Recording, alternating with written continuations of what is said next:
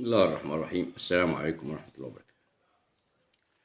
اتكلمنا عن قانون إيجار الأماكن القديمة ويصير المشاكل بين الملاك والمستأجرين، وعرضنا وقلنا مصيره إيه، ودلوقتي بقت الكورة في ملعب مجلس النواب والحكومة، والسيد رئيس الجمهورية الناس فوضوا إن هو يتدخل في هذا الموضوع، هو ملاك، وإحنا كمواطنين كمستأجرين أو أنا مستأجر كمواطنين عايزين برضو السيد رئيسنا يتدخل ويحل لنا الموضوع دوت عشان الدولة تستفاد يا سيادة الرئيس، والمالك والمستأجرين بطريقة غير مباشرة، وسيادتك أمرت بكذا تصريح بهذا الموضوع. طيب، اتكلمت في حلقة وقلت في بعض، أنا ما بتكلمش على كل المستأجرين، في مستأجرين بعضهم محترم جدا جدا جدا جدا، وبيتصرف تصرف قانوني وبيراعي ربنا وما بيكسبش أو عايز قرش حرام.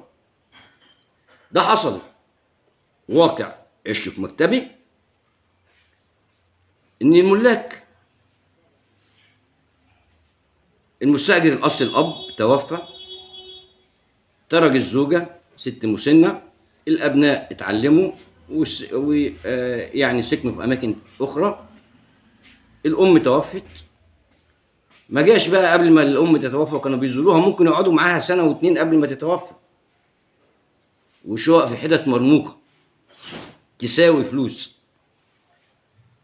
خدوا الظروف زي ما هي، الام توفت،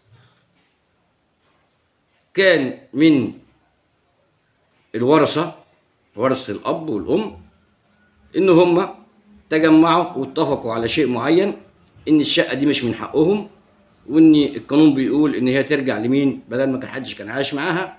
قال له عشان كان ممكن يروح واحد يقعد في الشقه مع عمه، الشقه في حته تساوي ملايين، انما خافوا من ربنا وقالوا لا احنا مش هناخد حاجه حرام، واتفقوا وخدوا بعضيهم وراحوا للمالك، وراحوا سلموه العقد وكتبوا عليه تنازل. الملك يقول لهم دي الشقه مفروشه بمنقولات يعني قديمه وقيمه تساوي فلوس. قالوا لا احنا كمان مش عايزينها، دي تفرقها على روح امنا وابونا، صدقه ليهم، فرقها لاي حد غلبان، ووكلناك انت. بيقولوا للمالك شوف الناس المحترمه، ده مستاجر محترم. المالك قبل ذلك وقال لهم حاضر، والراجل خد مفتاح الشقه وخد العقد بتاعه. ده مش هو المالك بقى، ده الورثه بتوعه برضه، هو بيتصرفوا مع الورثه، ما كله مات، مالك ومستاجر مات، الورثه اللي عايشين.